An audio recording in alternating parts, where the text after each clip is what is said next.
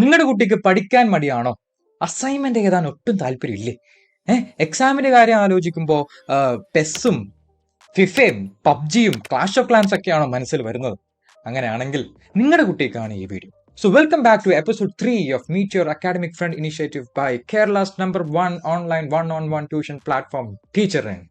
ഇത് എപ്പിസോഡ് 3 ആണ്. ഈ എപ്പിസോഡിൽ നമ്മൾ പ്രോക്രാസ്റ്റിനേഷൻ അല്ലെങ്കിൽ മടി എങ്ങനെ മാറ്റാം എന്നാണ് നമ്മൾ സംസാരിക്കാൻ പോകുന്നത്. 5 കോൺക്രീറ്റ് പ്രാക്ടിക്കൽ സ്റ്റെപ്സ് ഞങ്ങൾ പറഞ്ഞു തരും. ഇത് ഇതേപോലെ തന്നെ ചെയ്താൽ നിങ്ങളുടെ കുട്ടിയുടെ മടി എങ്ങനെ മാറ്റിക്കളയും. Okay, so let's go. അപ്പൊ ആദ്യം നമ്മൾ നോക്കാൻ പോകുന്നത് എന്താണ് പ്രോക്രാസ്റ്റിനേഷൻ, എന്തുകൊണ്ടാണ് നിങ്ങൾ പ്രോക്രാസ്റ്റിനേറ്റ് ചെയ്യണമെന്നാണ്. പ്രത്യേകിച്ച് ഒരു കാരണമില്ല, ഇമ്മീഡിയറ്റ് ആയിട്ട് ചെയ്യേണ്ട ടാസ്കുകൾ ഇങ്ങനെ വെറുതെ നീട്ടി കൊണ്ടുപോവാ, അതിങ്ങനെ മടി പിടിച്ചിരിക്കുക, ആ ഒരു അവസ്ഥയാണ് പ്രോക്രാസ്റ്റിനേഷൻ എന്ന് പറയുന്നത്. അപ്പോൾ എന്തായിരിക്കും അതിന്റെ reasons? Could be many reasons. Okay, 1 എന്ന് പറയുന്നത് മോട്ടിവേഷൻ കുറവ്, ജനറലി മോട്ടിവേഷൻ ഇല്ല, അല്ലെങ്കിൽ ഫിയർ ഓഫ് ഫെയിലിയർ, അല്ലെങ്കിൽ ഈ സാധനം ഇന്ന് തുടങ്ങിയിട്ട് ഇത് തീർത്തില്ലെങ്കിലോ എന്നുള്ളൊരു പേടി, മനസ്സിലായോ? തുടങ്ങിയിട്ട് തീർത്തില്ലെങ്കിലോ, അതുകൊണ്ട് തുടങ്ങാതിരിക്കുന്ന അവസ്ഥ. പിന്നെ ഡിസ്ട്രാക്ഷൻ, നമ്മുടെ ഇൻസ്റ്റാഗ്രാം, ഫേസ്ബുക്ക്, TV, അത് ഇതും ഈ ഡിസ്ട്രാക്ഷൻ. പിന്നെ ജനറലി ഒരു പിള്ളേർക്കുള്ള ഒരു മെന്റൽ പ്രഷർ. ഈ കാലത്ത് എല്ലാ കുട്ടികൾക്കും ഒരു മെന്റൽ പ്രഷർ ഉണ്ട് എപ്പോഴും, മനസ്സിലായോ? അപ്പം അങ്ങനെ പല റീസൺസ് വഴിയാണ് ഈ കുട്ടികൾക്ക് ഈ പ്രോക്രാസ്റ്റിനേഷൻ വരുന്നത്. അത് എന്തുകൊണ്ടാണ് അത് വരുന്നത് നിങ്ങൾ ആലോചിക്കണം.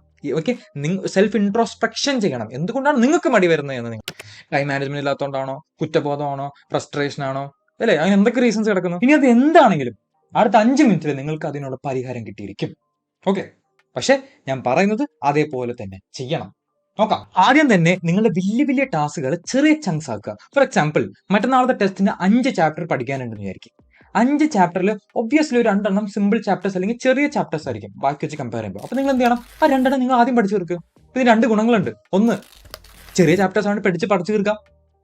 പിന്നെ 40% നിങ്ങൾ പഠിച്ചു കഴിഞ്ഞു എന്നുള്ളൊരു സാറ്റിസ്ഫാക്ഷൻ ആൻഡ് കോൺഫിഡൻസ് നിങ്ങൾക്ക് കിട്ടും. Which means 40% of the marks guaranteed ആണ്. മനസ്സിലായോ? പിന്നെന്താ ബാക്കിയുള്ള ചാപ്റ്റേഴ്സ്, ഫോർ എക്സാമ്പിൾ ഇപ്പൊ മറ്റന്നാളാണ് എക്സാമെങ്കിൽ അപ്പൊ ഇന്നും കൂടി ഇപ്പൊ 2 ചാപ്റ്റർ നിങ്ങൾ പഠിച്ചു തീർത്തു, ഒരു വലിയ ചാപ്റ്ററിന്റെയും കൂടി ഒരു അര കൂടി ഇന്ന് പഠിച്ചു തീർത്തു കഴിഞ്ഞാൽ ഓക്കെ, ഓൾമോസ്റ്റ് 50% നിങ്ങൾ പഠിച്ചു തീർത്തു എന്നുള്ള ഒരു സാറ്റിസ്ഫാക്ഷൻ, കോൺഫിഡൻസ് നിങ്ങൾക്ക് ഫീൽ ചെയ്യത്തില്ലേ?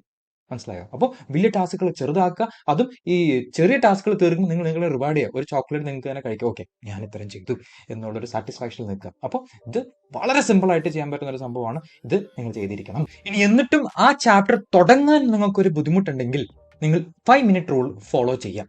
അതായത് മറ്റന്നാൾ ഓണപരീക്ഷയാണ്.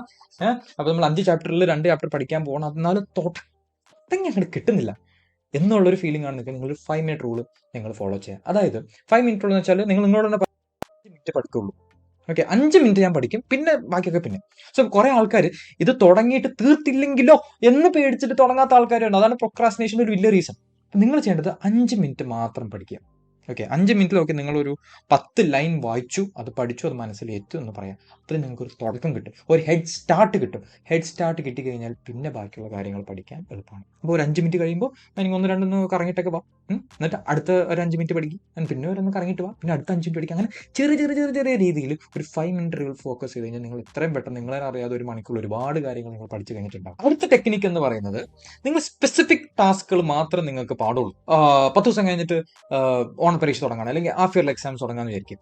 അപ്പോൾ ഓക്കെ, അപ്പോൾ നിങ്ങൾ പറയണം ഓക്കെ ഇന്ന് ഞാൻ കെമിസ്ട്രി, നാളെ ഫിസിക്സ്, അത് കഴിഞ്ഞിട്ട് ഇംഗ്ലീഷ് പഠിക്കും, അത് കഴിഞ്ഞിട്ട് വീണ്ടും ഞാൻ കെമിസ്ട്രി പഠിക്കും. അങ്ങനെ ആയിരിക്കും നിങ്ങൾ സംസാരിക്കേണ്ടത്. പ്രോക്രാസ്റ്റിനേഷൻ ഈസ് പാർട്ട്ലി മെന്റൽ ആയിട്ടുള്ള ഒരു കാര്യങ്ങളാണ്. ഓക്കെ, മെന്റൽ എന്ന് ഉദ്ദേശിച്ചത് മനസ്സിന്റെ കാര്യങ്ങളാണ്. അതായത് നിങ്ങൾ എങ്ങനെ നിങ്ങളെ തന്നെ നിങ്ങളുടെ മനസ്സിനെ ഹാൻഡിൽ ചെയ്യുന്നു, അതുപോലെ ഇരിക്കും നിങ്ങളുടെ സക്സസ്. അപ്പോൾ ഈ കേസ് പറയുകയാണെങ്കിൽ ഇപ്പൊ നാളെ കെമിസ്ട്രി പഠിക്കുകയാണെന്നുണ്ടെങ്കിൽ കെമിസ്ട്രി പഠിക്കാന്നല്ല പറയേണ്ടത്. കെമിസ്ട്രിയിൽ ചാപ്റ്റർ 6 ആദ്യത്തെ 5 പേജ് അല്ലെങ്കിൽ ആദ്യത്തെ ഒരു അരമണിക്കൂർ ഞാൻ പഠിക്കും.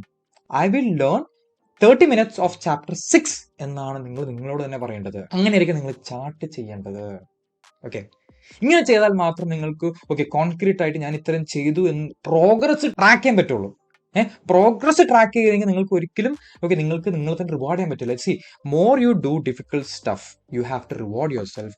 Only with reward you can go forward. Okay, നിങ്ങൾക്ക് തന്നെ ഒരു താല്പര്യം ബിൽഡ് എടുക്കണം. താല്പര്യം ഇല്ലെങ്കിൽ പിന്നെ ഭയങ്കര പാടാണ്, മനസ്സിലായി? അപ്പോൾ റിവാർഡ് കിട്ടണമെങ്കിൽ അത് നിങ്ങൾ പ്രോഗ്രസ് എന്താണെന്ന് നിങ്ങൾ മനസ്സിലാക്കണം. പ്രോഗ്രസ് എന്താണെന്ന് മനസ്സിലാക്കണം. നിങ്ങൾ സ്പെസിഫിക് ആയിട്ടുള്ള കാര്യങ്ങൾ സ്പെസിഫിക് ടൈമിൽ ചെയ്ത് തീർക്കണം.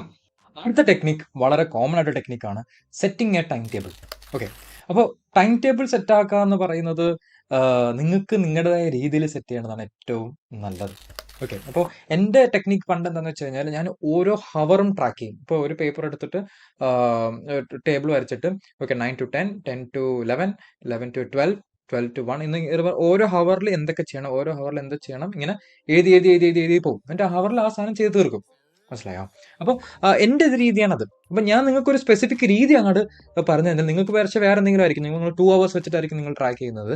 പക്ഷേ ടൈം ടേബിളിന്റെ കേസ് വരുമ്പോൾ എനിക്ക് പറയാനുള്ളത് ഒന്ന് രണ്ട് ശ്രദ്ധിക്കേണ്ട കാര്യങ്ങളാണ്. ഫസ്റ്റ് തിങ് എന്ന് പറയുന്നത് നിങ്ങൾ ടൈം ടേബിൾ സെറ്റ് ചെയ്താൽ പോരാ, നിങ്ങളത് കൺസിസ്റ്റന്റ് ആയിട്ട് ഫോളോ ചെയ്യണം. ഇതാണ് മെയിൻ കാര്യം. ഓക്കെ, കുറെ ആൾക്കാർ ഈ പ്രൊക്രാസ്റ്റിനേഷന്റെ ഒരു ഭാഗമായിട്ട് ആൾക്കാർ ടൈം ടേബിൾ ഇങ്ങനെ സെറ്റ് വെച്ചത് ഇങ്ങനെ നോക്കിയിരിക്കും. ആഹാ. അപ്പോൾ അങ്ങനെ നിങ്ങൾ ചെയ്യരുത്. നിങ്ങളത് കൺസിസ്റ്റന്റ് ആയിട്ട് ഫോളോ ചെയ്യണം. അപ്പോൾ കൺസിസ്റ്റന്റ് ആയിട്ട് ഫോളോ ചെയ്യണമെങ്കിൽ പ്രോപ്പർലി സെറ്റ് ചെയ്യണം. അപ്പോൾ സെറ്റ് ചെയ്യാനായിട്ട് നിങ്ങൾ ശ്രദ്ധിക്കേണ്ട ഒന്ന് രണ്ട് കാര്യങ്ങൾ ഞാനിപ്പോൾ പറഞ്ഞു. നിങ്ങളുടെ പ്രയർ കമ്മിറ്റ്മെന്റ്സ് നിങ്ങൾ ആദ്യം ലിസ്റ്റ് ഡൗൺ ചെയ്യാം. കമ്മിറ്റ്മെന്റ്സ് പറഞ്ഞല്ല, നിങ്ങൾക്ക് ഫോർ എക്സാമ്പിൾ പള്ളി പോകണം, അല്ലെങ്കിൽ ഈ സമയത്ത് സ്കൂളിൽ പോകണം, ഈ സമയത്ത് ഇതൊക്കെ ബാത്റൂം പോകണം, കുളിക്കണം, അങ്ങനത്തെ കാര്യങ്ങളുണ്ടല്ലോ, ഫുഡ് അടിക്കണം, ഇങ്ങനത്തെ കാര്യങ്ങൾ നിങ്ങൾ ടൈം ടേബിൾ സെറ്റ് ചെയ്യുമ്പോഴത്തേന് നിങ്ങൾ അതിന് മാറ്റി വെക്കണം. അത് ഇഗ്നോർ ചെയ്യരുത്. എന്നിട്ട് നിങ്ങളുടെ ഫോക്കസ് സോൺസ് കണ്ടെത്തുക. ഏത് സമയത്ത് നിങ്ങൾ കൂടുതൽ ആക്റ്റീവായിട്ട് ഇരിക്കുന്നത്. ഇപ്പോൾ ചില ആൾക്കാർ മോർണിംഗ് ടൈമിലാണ് ആക്റ്റീവ് ആവുന്നത്. ചില ആൾക്കാർ നൈറ്റ് ഔൾസ് ആണ്. ഓക്കെ, നൈറ്റ് ടൈമിൽ ഭയങ്കര ആക്റ്റീവ് ആയിരിക്കും, മോർണിംഗ് അത്ര ലേറ്റ് ആയിട്ട് എഴുന്നേൽക്കാനാണ് താല്പര്യം. ഓക്കെ, ശീലമായിപ്പോയി. ചില ആൾക്കാർ ആഫ്റ്റർനൂൺ ആണ് വർക്ക് ചെയ്യുന്നത്. അപ്പോൾ നിങ്ങളുടെ ഫോക്കസ് സോൺ എന്താണ്? ആ ഫോക്കസ് സോണിൽ നിങ്ങൾ ഏറ്റവും ഡിഫിക്കൽട്ട് ആയിട്ടുള്ള ടോപ്പിക്സ് ആ ടൈമിലേക്ക് മാറ്റി വെക്കുക. അപ്പോൾ അതിൻ്റെ ഒപ്പം തന്നെ നിങ്ങൾ പ്രയോറിറ്റൈസ് ചെയ്യണം. ഏതൊക്കെ സബ്ജക്റ്റ് ആദ്യം പഠിക്കണം, ഏത് രണ്ടാമത് പഠിക്കണം, ഏത് മൂന്നാമത് പഠിക്കണം, ഏതിന് എക്സാം, പിന്നെ റിവിഷന് വേണ്ടി സമയം കണ്ടെത്തണം. ആൻഡ് റിവിഷനും അങ്ങനത്തെ കാര്യങ്ങളൊക്കെ ആ ഫോക്കസ് സോണിൽ വെച്ച് കഴിഞ്ഞാൽ നിങ്ങൾക്ക് ഏറ്റവും കൂടുതൽ എഫക്റ്റീവായിട്ട് നിങ്ങളുടെ ബ്രെയിനും മനസ്സിനെ യൂസ് ചെയ്യാം. ഫൈനലി എനിക്ക് പറയാനുള്ളത്, നിങ്ങൾ ഒബ്സസ് ചെയ്യരുത്. ഓക്കെ, ടൈം ടേബിൾ എന്ന് പറഞ്ഞാൽ അതിന് തന്നെ 1 മണിക്കൂർ കൊണ്ട് കളയും. 1-2 മണിക്കൂർ ടൈം ടേബിൾ സെറ്റ് ആക്കാൻ വേണ്ടി നിങ്ങൾ കളയരുത്. ഓക്കെ, വളരെ സിമ്പിളായിട്ട് ഫ്ലെക്സിബിൾ ആയിട്ട് വെക്കും. എന്തൊക്കെ ചെയ്യാൻ പറ്റുമോ ആ സാധനം മാത്രം എഴുതുക.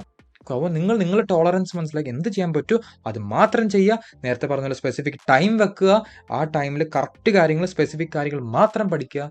അങ്ങനെ അത് സെറ്റ് ചെയ്ത് കൺസിസ്റ്റൻ്റ് ആയിട്ട് ഫോളോ ചെയ്യുക. അല്ലെങ്കിൽ time table is A waste. So consistent ആയിട്ട് ഫോളോ ചെയ്യുക.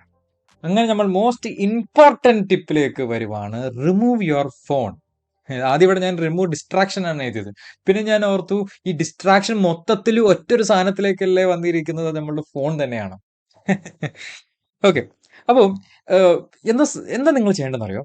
നിങ്ങൾ പഠിക്കണ സമയത്ത് ഫോൺ എടുത്ത് മറ്റു റൂമിൽ കൊണ്ട് വെക്കുക. വേറെ റൂമിൽ കൊണ്ട് അങ്ങോട്ട് വെക്കുക. ഇത് വേണ്ട.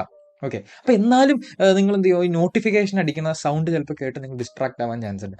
ആ കാര്യത്തിൽ ഞാനൊക്കെ എന്താ ചെയ്യണമെന്ന് വെച്ച് കഴിഞ്ഞാൽ, ഞാൻ കോൺസെൻട്രേറ്റ് ചെയ്ത് ഒരു സാധനം വർക്ക് ചെയ്യുവാണെന്നുണ്ടെങ്കിൽ എല്ലാ അനാവശ്യമായ ആപ്സും ഞാൻ ഡിലീറ്റ് ചെയ്യും. ഓക്കെ, അപ്പം നിങ്ങളുടെ കേസ് പറയുകയാണെങ്കിൽ ഇൻസ്റ്റാഗ്രാം, പിന്നെ എന്താണ് pes, FIFA, clash of clans, അങ്ങനെ ഗെയിംസ്, അങ്ങനെ എന്തൊക്കെ നിങ്ങൾ ഡിസ്റ്റർബ് ചെയ്യോ എല്ലാം അൺഇൻസ്റ്റാൾ ചെയ്യാം. അപ്പം നമ്മൾ നേരത്തെ ടൈം ടേബിൾ പറഞ്ഞല്ലോ, നമുക്ക് ഡിസ്ട്രാക്ഷൻസിനും ബ്രേക്കിന് വേണ്ടി ഒരു സമയം ഉണ്ടെന്ന്, ആ സമയം വീണ്ടും ഇൻസ്റ്റാൾ ചെയ്യാം. മനസ്സിലായോ? അപ്പോൾ നിങ്ങൾ യൂസ് ചെയ്യാം. അല്ല സമയം നിങ്ങൾ അൺഇൻസ്റ്റാൾ ചെയ്ത് വെച്ചിട്ട് എന്താ കാര്യം? ഫോൺ എടുത്ത് അങ്ങോട്ട് മറ്റേ റൂമിൽ കൊണ്ട് വെക്കുക. അപ്പോൾ ചില സ്റ്റുഡൻസ് പറയും, അമ്മേ എൻ്റെ നോട്ട്സൊക്കെ എൻ്റെ ഫോണിലാണ് അമ്മേ, ഞാൻ എന്ത് ചെയ്യും അമ്മേ എന്ന് ചോദിക്കും. അപ്പോൾ അങ്ങനത്തെ സ്റ്റുഡൻസിൻ്റെ കേസിൽ എനിക്ക് പറയാനുള്ളത്, എന്തിനാ ഈ നോട്ട്സ് ഫോണിൽ വെക്കുന്നത്? അത് പ്രിന്റ് എടുത്ത് കയ്യിൽ വെക്കുക. അപ്പോൾ പാരൻസ് നിങ്ങൾ ശ്രദ്ധിക്കണം, പ്രിന്റ് എടുത്ത് കൈ കൊടുക്കുക.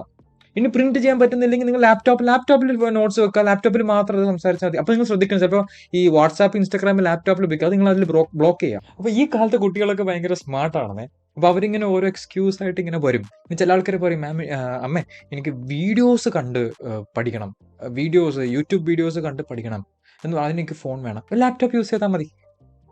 ഓക്കെ, അതൊരു സ്പെസിഫിക് ടൈമിൽ മാത്രമേ അവർക്ക് അത് അലൗഡ് ആയി കൊടുക്കാൻ പാടുള്ളൂ. ഓക്കെ, അപ്പോൾ നമ്മൾ ഒരു എക്സാം എന്ന് പറയുന്നത്, ഇപ്പോൾ മെയിൻ എക്സാം 10ാം ക്ലാസ്, 12ാം ക്ലാസ്, ഈ എക്സാം എന്ന് പറയുന്നത് നമുക്ക് ലൈഫിൽ വൺസേ വരുള്ളൂ. ആ ഒരു സമയം, അത് കുറച്ച് സമയം നിങ്ങൾ ഫോൺ ഉപയോഗിക്കാതെ ഇരിക്കുന്നതിൽ ഒരു പ്രശ്നമില്ല. നിങ്ങൾ അത് സാക്രിഫൈസ് ചെയ്യണം. ഓക്കെ, ഇത് നിങ്ങളുടെ ഫ്യൂച്ചറിന് വേണ്ടിയിട്ടാണ്. ഓക്കെ. അപ്പോൾ phone is A major distraction.